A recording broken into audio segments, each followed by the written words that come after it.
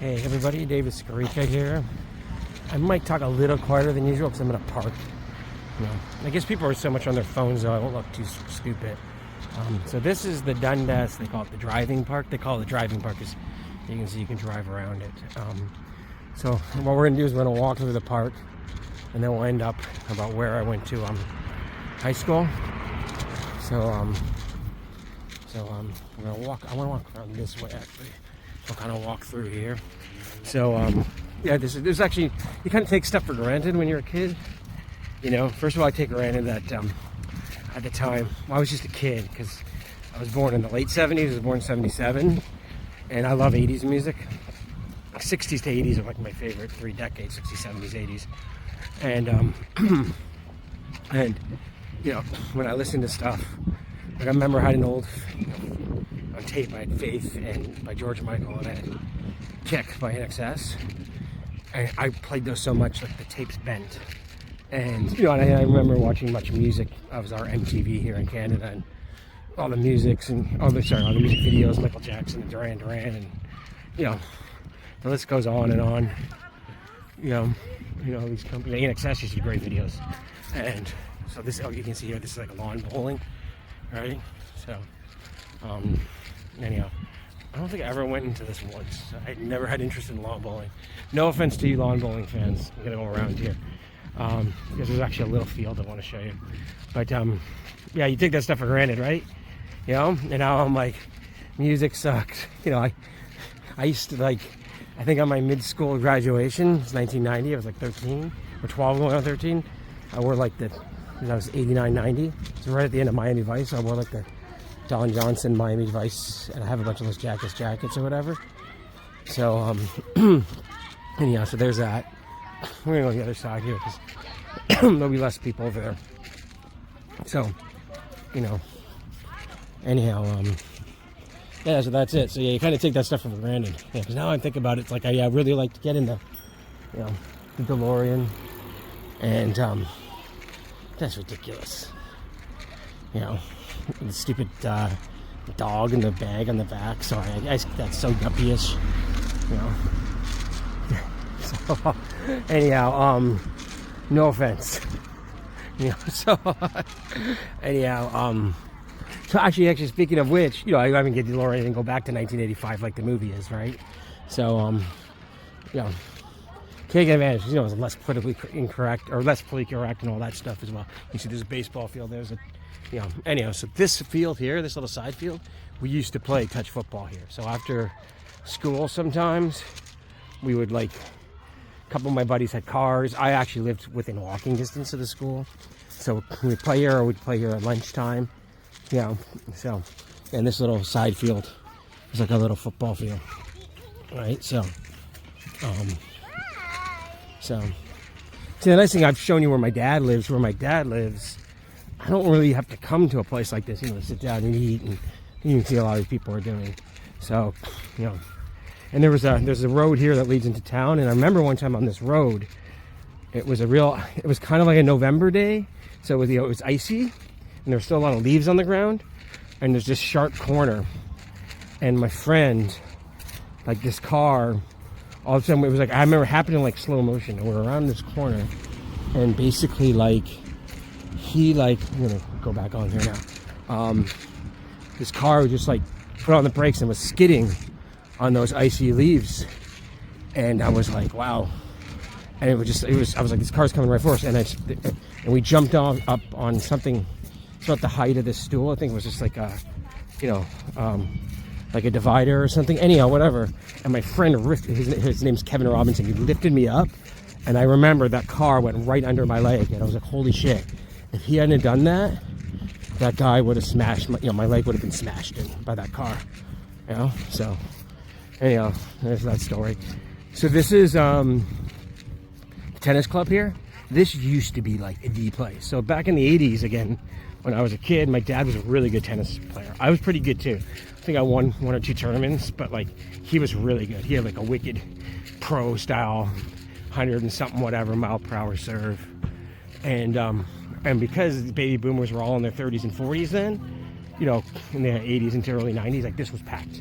Like this is a Saturday, like back then it was like they had the little I guess key things, and you put your name on. You could only get the court for like 20 minutes at a time, and it was just like packed.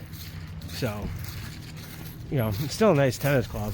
Looks like they redid all the courts, and happily, no offense to those of you who play pickleball, it looks like it's still all tennis, you know. So I play some pickleball, but I still way prefer tennis. It's like, and it pisses me off when I see tennis courts start turning into pickleball courts. There's something about it I just don't like. So, anyhow, and with the markets, you know, we talked about the gold stock ratio the other day, so we'll talk about another ratio today. We'll talk about the silver to gold ratio. What's really interesting, again, kind of like gold stocks rallying, but still being like cheap. Like silver to gold is still cheap. I mean, you know, it's or high. Like it's over 80 ounces of silver to buy 1 ounce of gold, which is historically a cheap level. Usually when it's over 80 or 90, you want to buy silver, and when it gets under 50, especially 40, you want to start taking profits. And you got to look at that in between, that doubling or halving, which means silver doubles and against gold. You get that gain. So let's say gold, for argument's sake, goes from 2,500 to 5,000, right?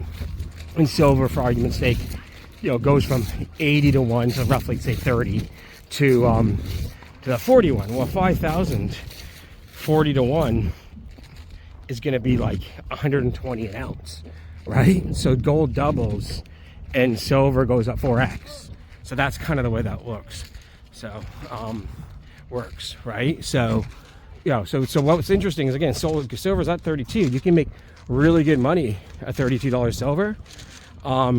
And that's like all these things. Copper 450, gold 20. You can make money. Like at some point, this has got to trickle down into the miners and the junior miners, even with all the issues in it. So this is, again, I'll get to this in a second. So yeah, I really think, you know, I personally would rather own silver than gold.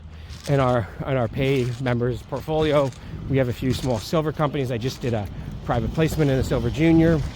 I was just looking at another silver junior that a friend of mine talked to me about recently. So yeah, I think the silver gold ratio is still cheap and means the silver has more upside, and I rather own silver here, you know, so over gold. So anyhow, this was like part of our, you can see there's 2 baseball fields, there's a basketball nets. This was part of the school. It was funny too. I said I was a good tennis player. I stopped when I was about 12 or 13, and I started playing soccer and other team sports, which is kind of funny because I lived right here, or I went to school here. Like if I kept playing tennis, you know, it would have actually been perfect, you know, because I guess, again, some of the things that's 30 plus years ago. And now I'm like, you know what? I should have kept playing tennis, you know, maybe we've gotten really good. And every day after school, essentially, you know, until the weather got bad, I could have kept doing it. So this is where I went to high school. It's not around anymore. They tore it down. See, what happens, I told you, this has become a retirement kind of community. So there's not a lot of young couples, young people around. So they only need one high school now. So this was called Parkside because it's next to the park. And they've turned it into or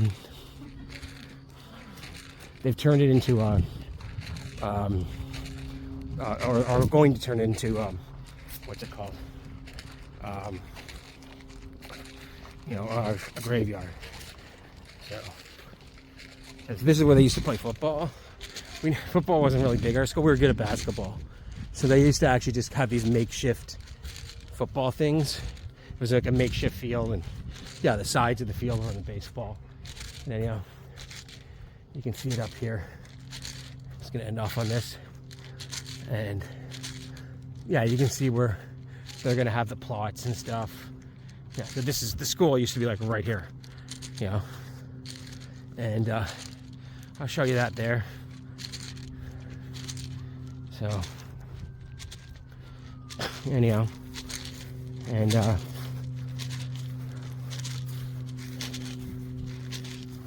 going to show you the entrance, and then that's it. So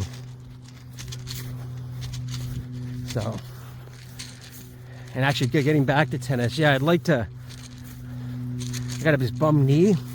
I got to get surgery on it. I've just been so lazy about it for years. But I know it's just a little tweak that I need because, you know, I'm 47.